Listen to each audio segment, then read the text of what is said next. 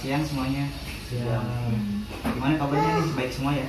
Alhamdulillah. Nah, tapi sebelum kepada materi, Bapak ingin terlebih tahu dulu absensi pada kali ini. Yang hadir ini kan sudah semuanya nih ya, 3 orang. Nah, sebelum memulai, mari kita ala habisnya berdoa terlebih dahulu ya, Bapak pimpin. Sebelum memulai pembelajaran, alangkah baiknya kita berdoa menurut agamanya masing-masing. Berdoa dimulai. Berdoa selesai. Sebelumnya kan tadi sudah membahas ya tentang teori-teori kedaulatan rakyat. Nah, ada 5 macam teori kan? Ada teori kedaulatan Tuhan, negara, raja, hukum, sama rakyat. Jadi sebelum memasuki materi inti, kita kan sedang membahas bentuk dan prinsip kedaulatan negara Republik Indonesia nih. Nah, Bapak ingin memberitahu terlebih dahulu kompetensi dasar yang harus kita capai pada saat ini. Nah, kompetensi dasar pada kali ini yang harus kita capai ialah memahami ketentuan tentang bentuk dan kedaulatan negara sesuai Undang-Undang Republik Indonesia tahun 1945.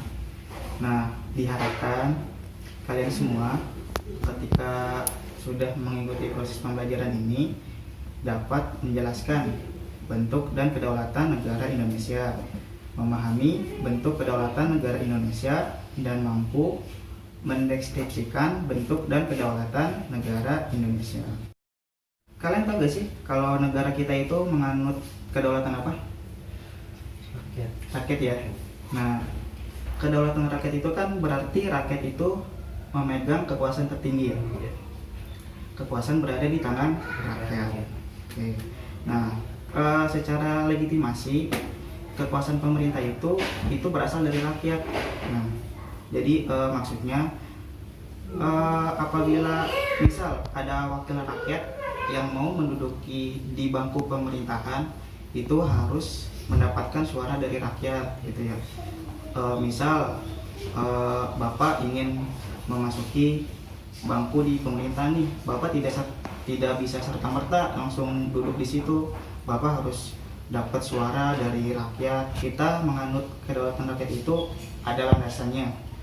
Nah, landasannya itu berasal dari pembukaan Undang-Undang Dasar pada alinea ke-4 ya, yang berbunyi, maka disusunlah kemerdekaan kebangsaan Indonesia itu dalam suatu undang-undang dasar negara Indonesia yang terbentuk dalam suatu susunan negara Republik Indonesia yang berkedaulatan rakyat. Itu ya, ada garis besarnya, yang berkedaulatan rakyat.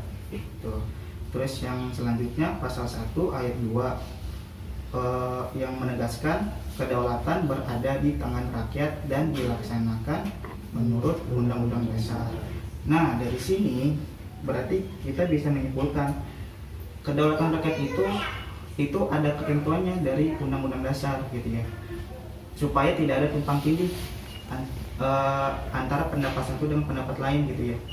Dalam pelaksanaan kedaulatan rakyat itu juga ditentukan oleh Undang-Undang Dasar ya, dan itu pelaksanaannya itu diserahkan oleh badan atau lembaga yang tugasnya, fungsinya, wewenangnya itu ditentukan oleh Undang-Undang Dasar. Misal DPRD itu fungsinya apa saja gitu kan. Terus misal lembaga legislatif itu tugasnya apa, fungsinya apa, wewenangnya apa. Lembaga eksekutif juga apa, fungsinya, tugasnya apa, dan wewenangnya apa.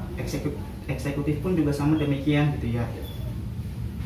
Nah, walaupun begitu, tetap rakyat bisa mengawasi baik itu secara langsung maupun lembaga yang dipilih atau mandat dari rakyat.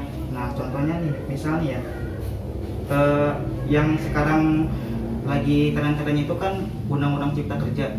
Tuh, banyak kan ya demo-demo di mana-mana tuh. Nah, apalagi Undang-Undang Cipta Kerja ini kan sudah disahkan oleh Presiden. Banyak rakyat yang tidak setuju dengan undang-undang tersebut. Nah,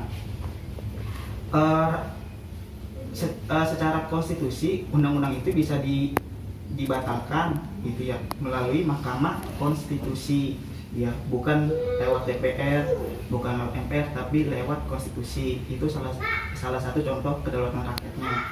Mereka yang memiliki pendapat bahwasanya undang-undang itu tidak boleh disahkan atau memang sekiranya itu merugikan rakyat itu bisa mengajukan uji materi atau bisa dibilang judicial review gitu. Dia datang ke Mahkamah Konstitusi untuk menguji materi undang-undang tersebut gitu.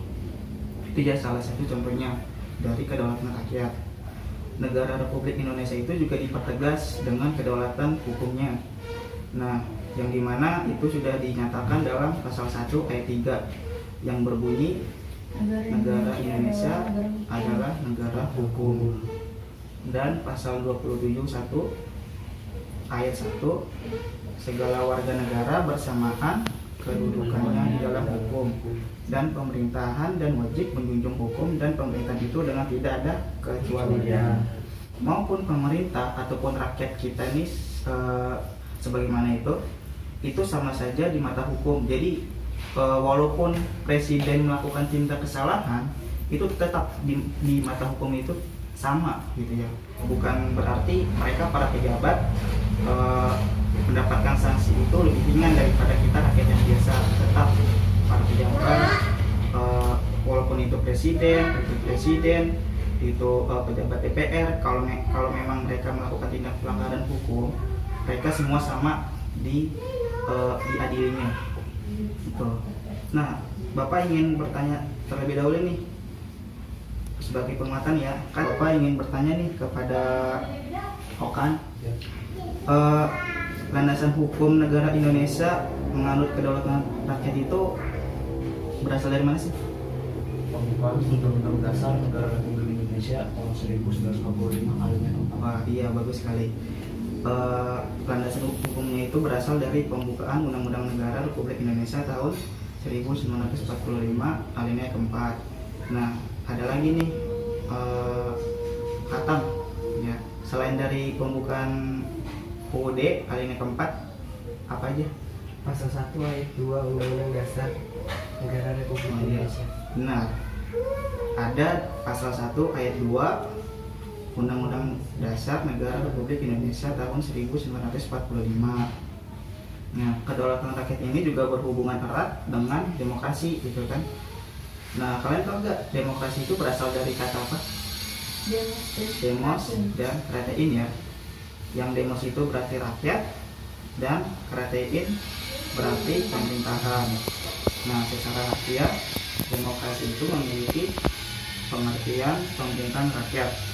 Dari sini pun kita bisa mengambil kesimpulannya bahwasanya prinsip-prinsip kedaulatan negara Republik Indonesia itu ialah negara Indonesia negara kesatuan ya. Dan kedaulatan itu berada di tangan rakyat, yang dimana rakyat itu memegang kekuasaan tertinggi gitu ya.